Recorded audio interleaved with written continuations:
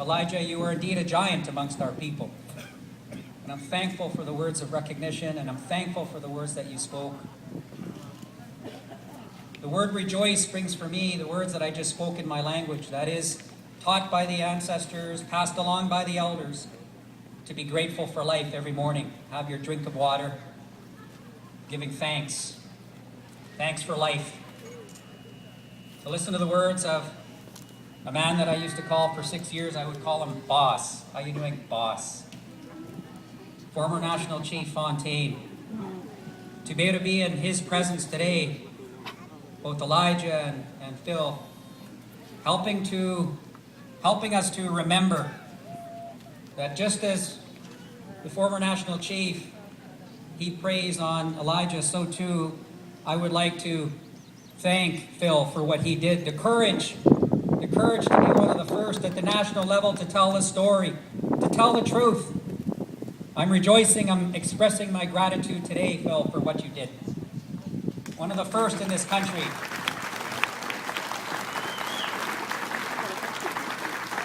This day is indeed the vision that Chief Joe and the other chiefs that are here who've been acknowledged.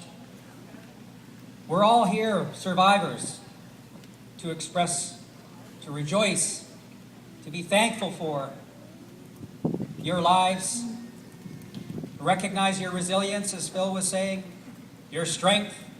They said we wouldn't be here.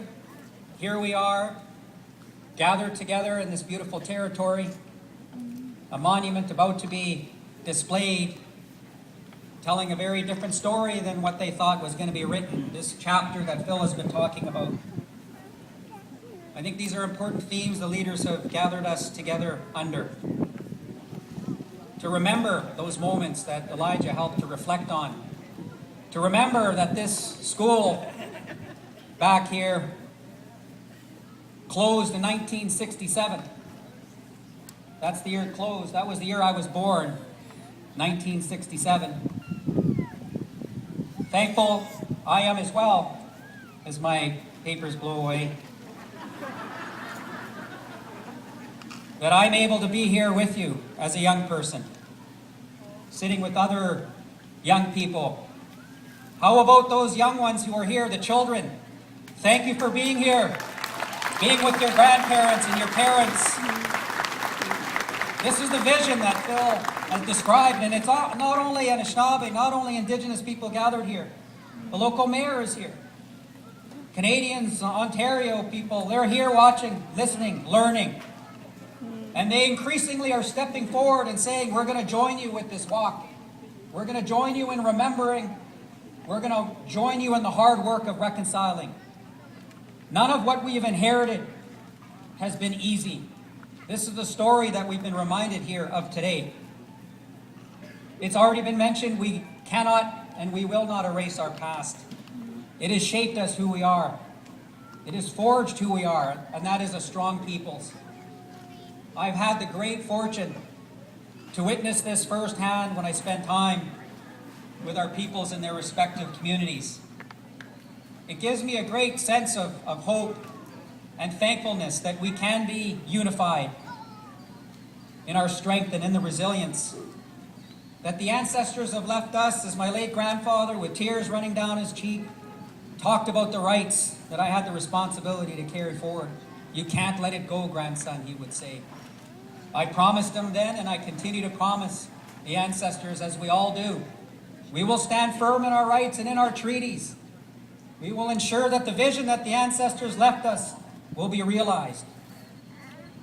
It's an enduring vision that our people have, one that we would live together in mutual respect, mutual recognition. To the chiefs and leaders who've gathered the survivors here to honor you, to stand with you.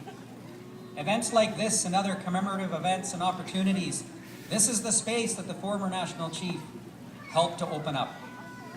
That led to the apology that Elijah was sharing his experience. I remember the moment when we were there in the House of Commons. My late grandmother was still alive. She was 87 years old. We sat together in that building there in Parliament, and she held my hand. That day, as she listened to the apology, she said, "Grandson, they're just beginning to see us. They're just beginning to see us, were her words that she shared with me. This, a woman who at age 87 had outlived 3 husbands, tough woman, the way they build them in our territories. Anishinaabeg women, tough.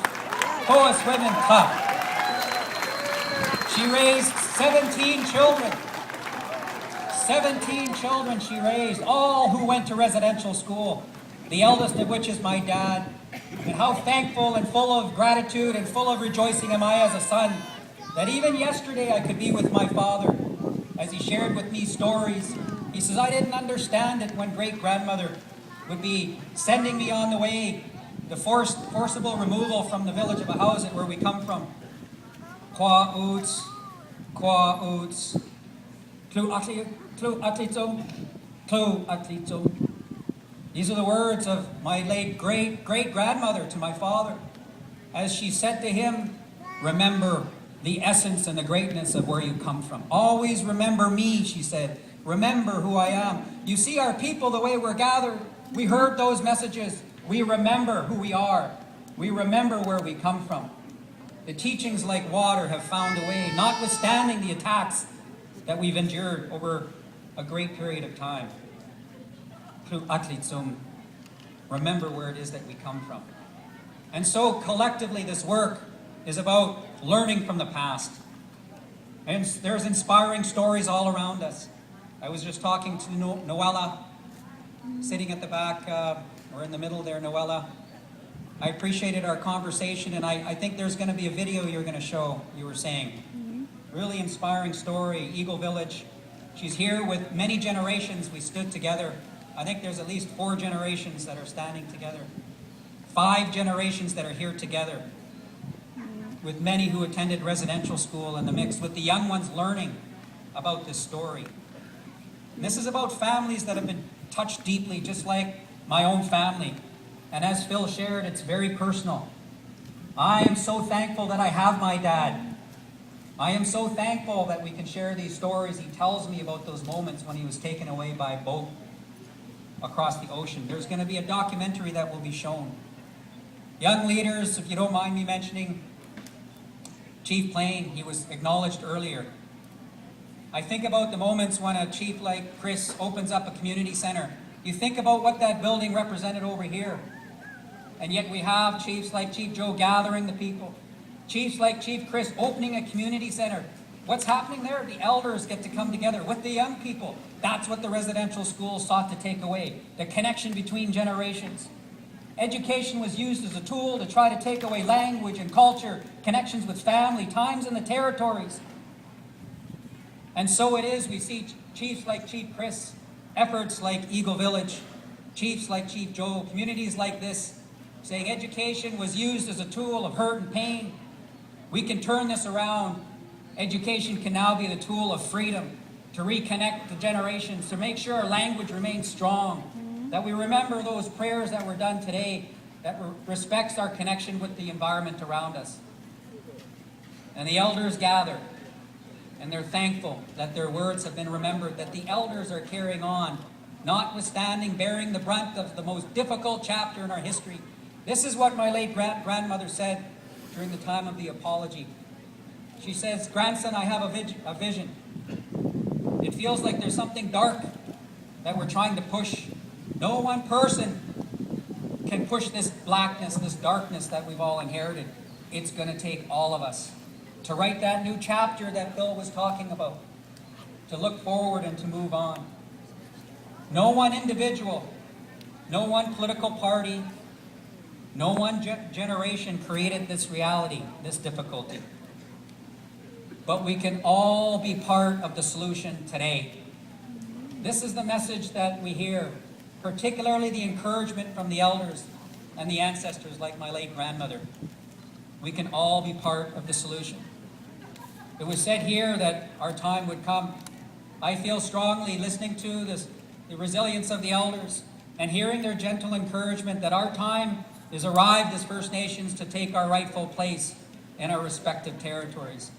That our time has arrived for the ancestors' vision as expressed in treaty to be given effect, that the spirit and intent that they had always envisioned would happen. that the time has arrived. They can no longer say there isn't inequity in education, because there is.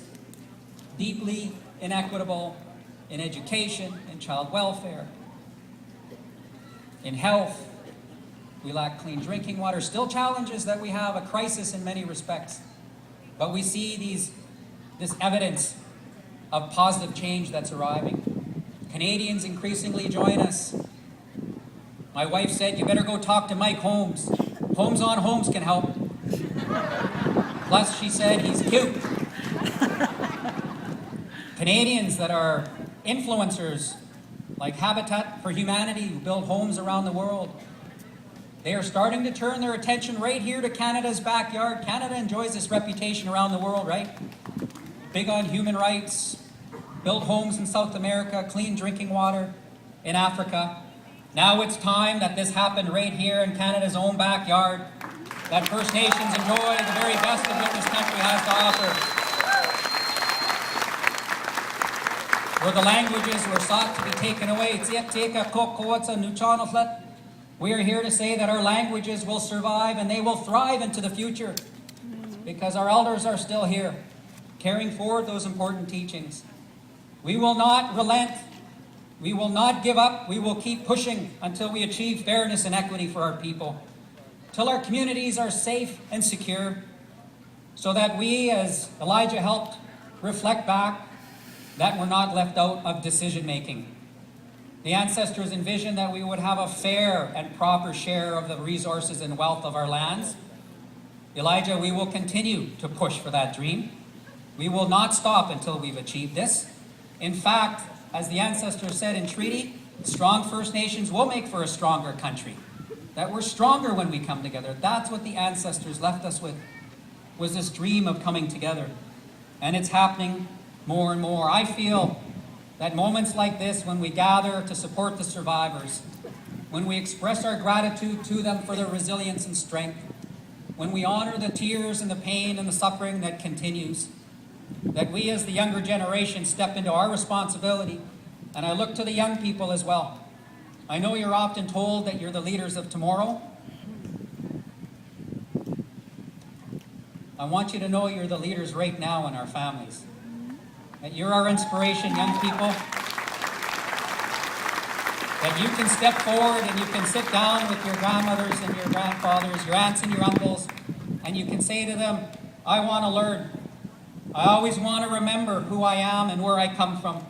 I want to know about the rights that I have a responsibility for. I want to know about our people, our heritage, and our history. This is what gives me a great sense of excitement about the possibilities. We have eyes wide open about the challenges, and they are great. But survivors, you've shown us we can come through a lot. We're stronger because of these difficult experiences that we've had. Your resilience provides inspiration to us. I am the first in my family not to go to residential school. They shut it down back home just before I would have been sent. And I'm thankful that I could sit down with a residential school survivor like my dad, who at age 73 said, I've had 70 tough years, but I'm starting to feel like there's hope for our people now. So to my father, my late grandmother, to all of the survivors that are here, let go for your strength, for your resilience. You give us much to rejoice for and much to be thankful for. And we as the next generation, we will do our part to continue to build on the vision that you've afforded for all of us. True, let go. Thank you for the great honor to be here today.